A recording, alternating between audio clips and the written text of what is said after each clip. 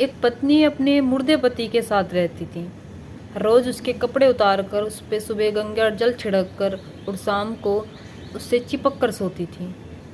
मगर एक रात ऐसा होता है कि आप सुनोगे तो हैरान रह जाओगे।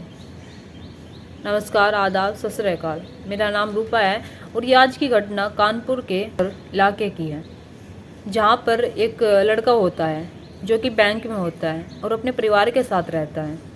और वो बैंक में अपने गांव से ही जाता है। ऐसे ही समय चलता रहता है और उसे एक लड़की मिलती है बैंक में, जिससे उसे प्यार हो जाता है। और वे दोनों कुछ साल रिलेशनशिप में रहने के बाद अपने घर शादी की बातें करते हैं। अब जैसे ही घर शादी की बातें करते हैं तो घर वाले भी मान जाते हैं, क्योंकि दोनों ही बैंक में होते हैं। वे भी सोचते हैं कि शायद दोनों जब बैंक में हैं अपना कर खा लेंगे, कमी भी नहीं है। और लड़के वाले जो होते हैं वे भी यही सोचते हैं कि लड़का बैंक में है तो अच्छा ही होगा। तो दोनों जो होते हैं वे शादी कर लेते हैं।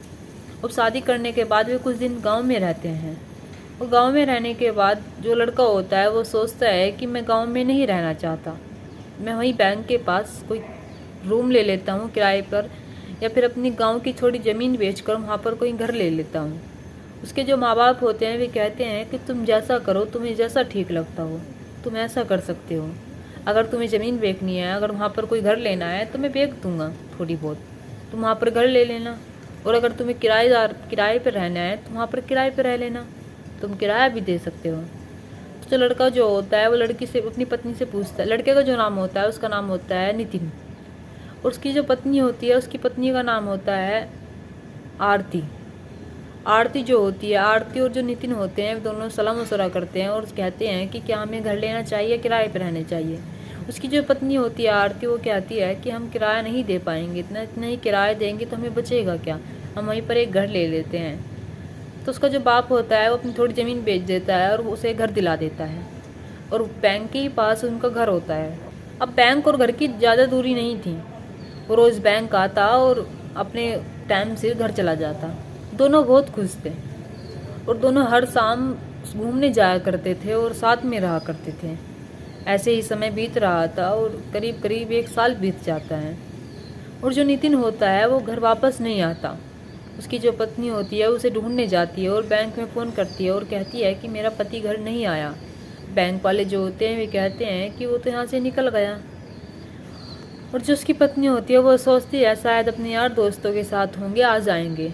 लेकिन ऐसे ही शाम से सुबह हो जाती है मगर वो नहीं आता। उधर से ही बैंक वाले फ़ोन कर रहे होते हैं, उसके फ़ोन पर रिंगिंग तो जा रही थी लेकिन उठा नहीं रहा था कोई। और उसकी वाइफ को फ़ोन करते हैं और कहते हैं कि नितिन आज बैंक में नहीं आया। उसकी वाइफ जो होती है वो कहती है कि मैं खुद हैरान हूँ, क्योंकि वे रात से घर आए ही नहीं। जो बैंक के कर्मचारी होते हैं उन्हें सलाह देते हैं कि तुम पुलिस वालों के पास चली जाओ कि वो कहाँ चला गया। तो वो सोचती है कि पुलिस के पास जाने से पहले वो अपने माँ बाप के पास फ़ोन करती है कि वहाँ पर नितिन आया है, तो वे ना कर देते हैं। उसके दोस्तों के पास करती है, वे भी ना कर देते हैं। आखिर में बचे उसके माँ बाप के पास करती है, तो वो उनसे बताती है कि नितिन कल शाम से घर नहीं आया, क्या वहाँ पर आया है। उसके जो माँ बाप होते हैं वे कहते हैं कि नितिन यहाँ पर नहीं आया, और वो उस दिन से आया ही नहीं जिस दिन से गया है, हमारा भी मिलने का बहुत मन है उसे। उसके बूढ़े माँ बाप थे जो कि एक लौता सहारा था उनका वो। अब जो नितिन होता है वो आता नहीं। आस पड़ोस के जो व्यक्ति होते हैं वैसे आस पड़ोस की जो दूरियां होती हैं वो बहुत दूर होती हैं। तो जब उन्हें थोड़े बहुत जो उन्हें जानते थे वे कहते हैं कि तुम एक काम करो कि पुलिस थाने ही चली जाओ, अब तो 36 घंटे से 48 घंटे बीत चुके हैं और नितिन घर आया ही नहीं। ऐसे ही कल शाम सुबह से शाम हो जाती है। आरती होती है वो पुलिस थाने जाती है और कहती है कि साहब मेरा पति घर वापस आया ही नहीं, वो बैंक के लिए निकला था। पुलिस वाला जो होता है वो उसकी एफआईआर दर्ज कराता है और जो नितिन होता है उसको ढूंढने में लग जाते हैं। और नितिन के जो फ़ोन की लोकेशन होती है वे निकलवाते हैं, मगर जो फ़ोन की लोकेशन होती है वहाँ पर सिर्फ फ़ोन होता है, नितिन होता ही नहीं है। और जब नितिन की ज़्यादा छानबीन होती है और जब पुलिस की टीम होती है वे लग जाती हैं, तो नितिन जो होता है वो एक मृत अवस्था में मिलता है, जो कि मर चुका था। पर पुलिस वाले जो होते हैं वे कहते हैं कि इन्हें डॉक्टर के ले जाओ।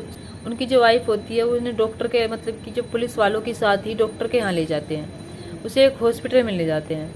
हॉस्पिटल वाले जो होते हैं वे उसे मृत घोषित कर देते हैं। वे कहते हैं कि इसमें कुछ नहीं है।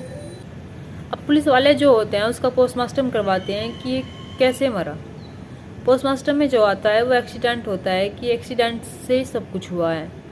तो पोस्टमार्टम के बाद आरती को उसके पति की लाश दे दी जाती है। पुलिस वाले जो होते हैं वे एम्बुलेंस के द्वारा उसके घर पर उसके पति को छुड़वा देते हैं। और जैसे ही वो घर पर आती है तो आसपास के मतलब कि जो नज़दीकी लोग नहीं होते वे थोड़ी सी दूरी पर होते हैं। वे आते हैं और कहते हैं कि आरती, नितिन कैसा है। आरती जो होती है वो बताती नहीं कि नितिन मर चुका है। वो कहती है कि नितिन कोमा में चला गया और वो बहुत जल्द ठीक हो जाएगा। तो आसपास के जो लोग होते हैं वे सोचते हैं कि शायद कि आरती किस दर्द से गुजर रही है, उसका पति कोमा में चला गया।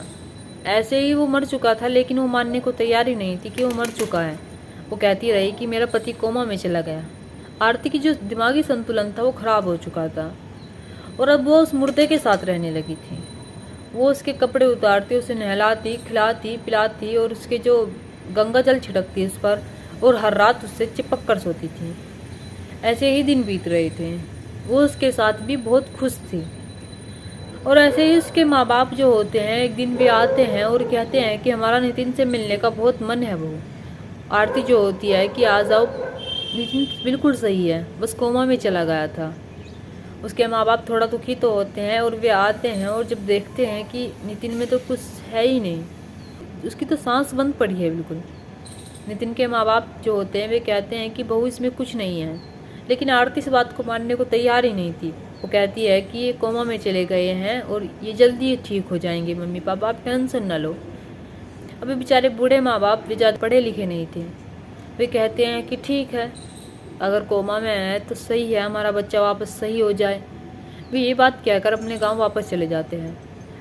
अब आरती जो होती है ये हर रोज़ यही करती है और करीब करीब 18 महीने बीत जाते हैं और जो उसकी दुर्गंध होती है वो फैलने लगती है। तभी वहीं से गुजर आने जाने वाले व्यक्ति जो होते हैं उन्हें भी वही दुर्गंध आती है। उनमें से एक व्यक्ति अंदर जाता है और कहता है कि ये दुर्गंध कैसी है। तो वो जो होती है आरती कहती है कि मेरे पति कोमा में है और मैं इनकी देख रेख करती हूँ, शायद इनमें से ही आ रही हो। अब जो आने जाने वाला होता है वो सोचता है, राहगीर सोचता है कि शायद ऐसा ही होगा, इसका पति बेचारी का कोमा में है और दुर्गंध इसमें से ही आ रही हो, काफ़ी समय बीत गया है। तो वो इस बात पर ज़्यादा ध्यान नहीं देता। अब जो उसकी दुर्गंध होती है वो आसपास के जो मोहल्ले होते हैं उनमें फैलने लगती है। तो वहाँ से आकर आदमी औरतें पूछने लगती हैं कि आरती ये दुर्गंध कहाँ से आ रही है। आरती उन्हें यही बताती है कि मेरा पति कोमा में है। तो वे कहते हैं कि दुर्गंध क्यों आ रही है, मगर वो बताती है कि ऐसे ही आती है कोमा में जाने वाले व्यक्तियों की। तो ऐसे ही समय बीतता चला जाता है और एक दिन जो डॉक्टरों की टीम होती है वो सर्वे करती फिर रही थी। अब डॉक्टर जो होते हैं उन्हें भी दुर्गंध आती है और वे कहते हैं उस घर में जाकर ये दुर्गंध कैसी है। तो आरती उन्हें भी यही बताती है कि मेरा पति कोमा में है साहब और उन्हें दुर्गंध उनमें से ही आ रही है। अब डॉक्टर जो होते हैं वे कहते हैं कि कोमा में जाने वाले इंसानों के शरीर में से दुर्गंध नहीं आती, उन्हें दवाई दी जाती है टाइम पर।